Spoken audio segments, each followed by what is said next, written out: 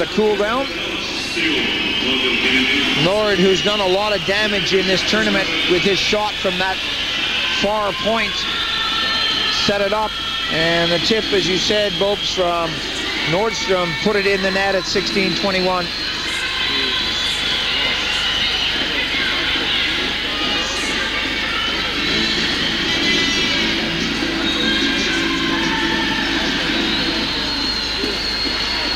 Driven in by Andersson to the far side.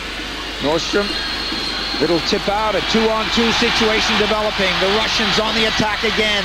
These guys are flying. The shot coming in from Petrov was stolen by Nord. Nord comes back on the attack, looks up the ice and breaks down the right side. Drives it all the way into the far corner. Axelsson wants to get on it. He's taken out of the play. Jonsson in the circle, waiting for it to come his way. Comes back to Andersson. Little release up onto the far side. Axelsson moves in. Andersson took the shot on the backhand. No real steam on it. Comes all the way back, and the shot again comes in, is kicked away before it reaches the goal. It's going to be a penalty. Nord touches it. The referee puts his whistle in his mouth. Hooking is the call. Andrei Markov blocking the puck in front of the net, pushing it ahead of himself with his skate. He gets hooked up on the play by Nordstrom, and that's where the penalty occurs as Markov hits the ice. Nordstrom hits the penalty box. Hooking is the call.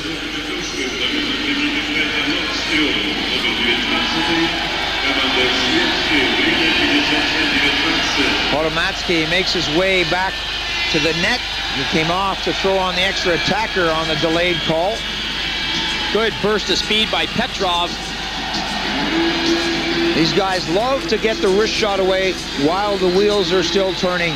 Goaltenders have to watch out for that. It's difficult when they're moving. You're not going to expect the shot. Tyarnkvist slides it down the ice. Galanov with Gonchar. Gonchar now. Slid over, driven around the boards. Puck comes to Bure. Bure along the boards takes a hit. Sedin unable to get on the end of it. Bure tries to move away. He's dropped down. Sedin, Yashin.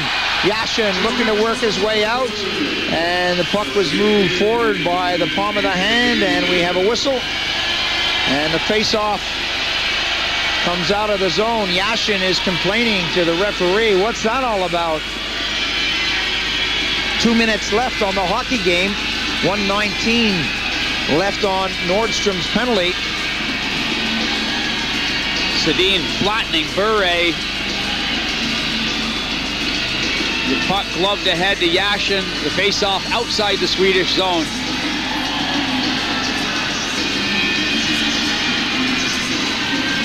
Four to 2, the Russians hanging on to this. The Swedes win that draw with Rundqvist getting it. And number 14, Mattias Norstrom, shoots it all the way down the ice. Russia back on the attack.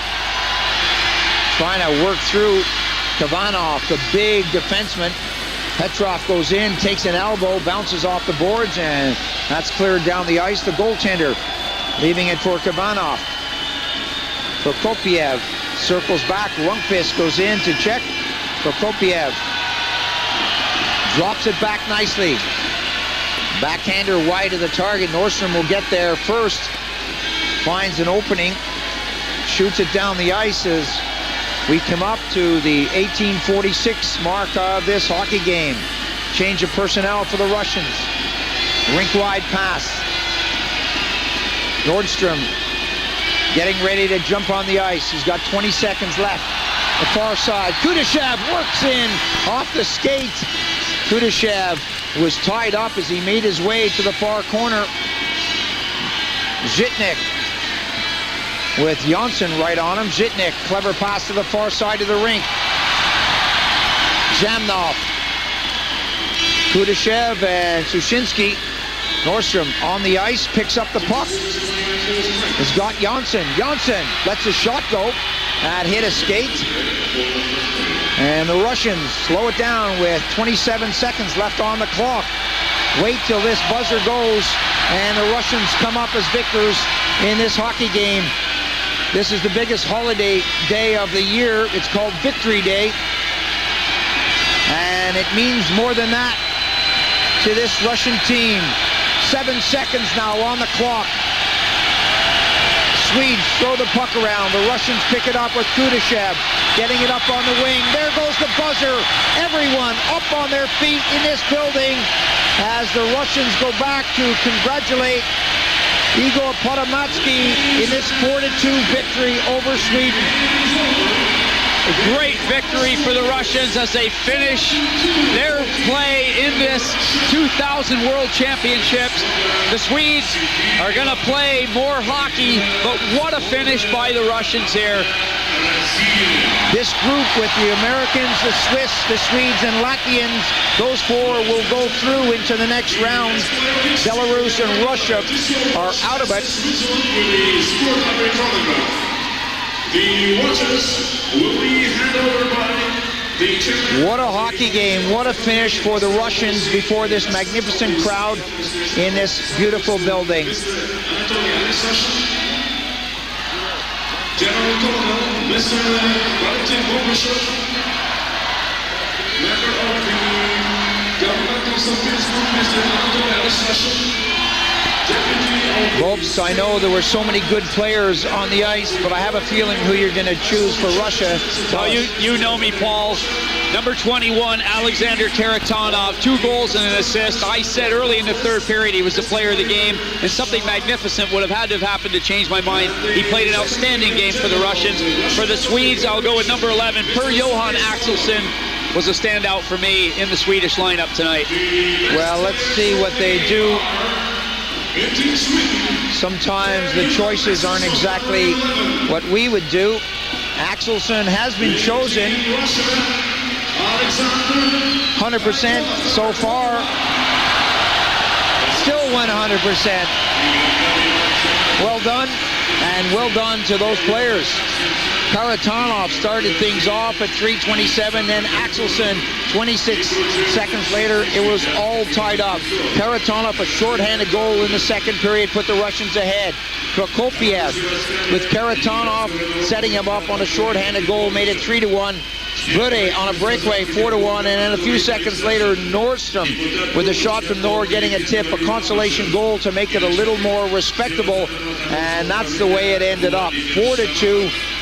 Excellent hockey game, and it's just so typical of the hockey that we've seen in this tournament. The teams have really given everything from the opening face-off of the very first game in the preliminary round. It's been exceptional. It has been outstanding, but Paul, you've got to wonder when you look out onto the ice and see that Russian team, you see the performance they put in tonight with a bounce or two going the other way throughout the last 4 or 5 games.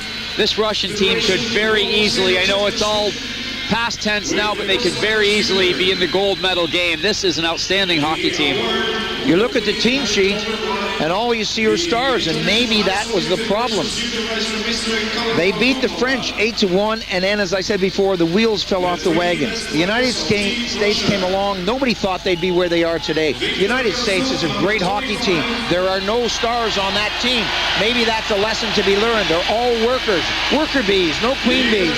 They beat them 3-0. Shut them out. And then the Swiss, a similar kind of team. No stars, just a lot of hard workers who play gutsy hockey. Picked them off 3-2. Latvia, same kind of thing. Belarus, you know, more and more of the same. And so these Russians came here with a lot of stars, but when it came to it, they weren't able to perform. Tonight they did. They certainly did. Presentations on the ice. 3 Russian players as players of the tournament. They are now out of the tournament, but Zhytnyk, Kravchuk, and Kozlov accept their awards. This is the worst performance for the Russians in World Championship hockey. From the other building, the final score, Canada 4, Slovakia 3. It's now the Russian national anthem.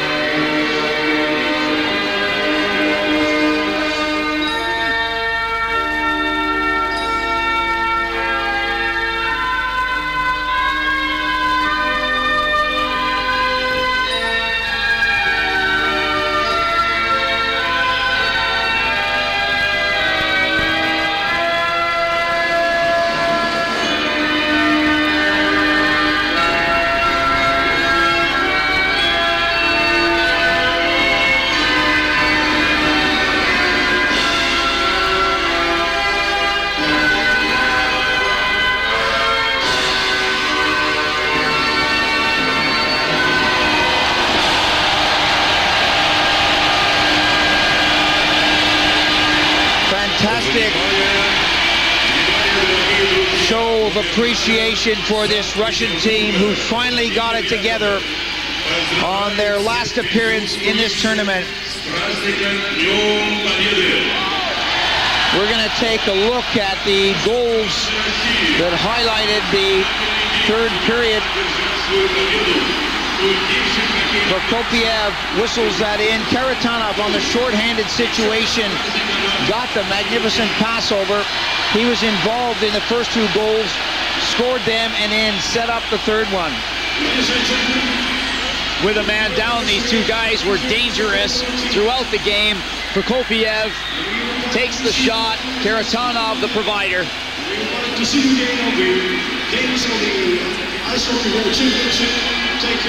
Watch the interception here. Bure made no mistake on this one. The captain and the leading goal scorer in the National Hockey League this year got an opportunity to show his stuff. The Swedes wouldn't have caught him if they were in a Ferrari. He was gone all the way down the ice on a breakaway. Nice goal for Bure.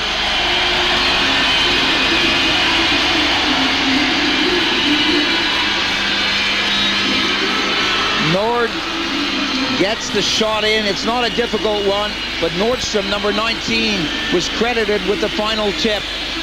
Consolation goal would made the score a little closer, 4-2, and this is the second loss for Sweden. They lost the other night to USA. They've got to now look at the drawing board and get back to their game plan. They were flying throughout this tournament.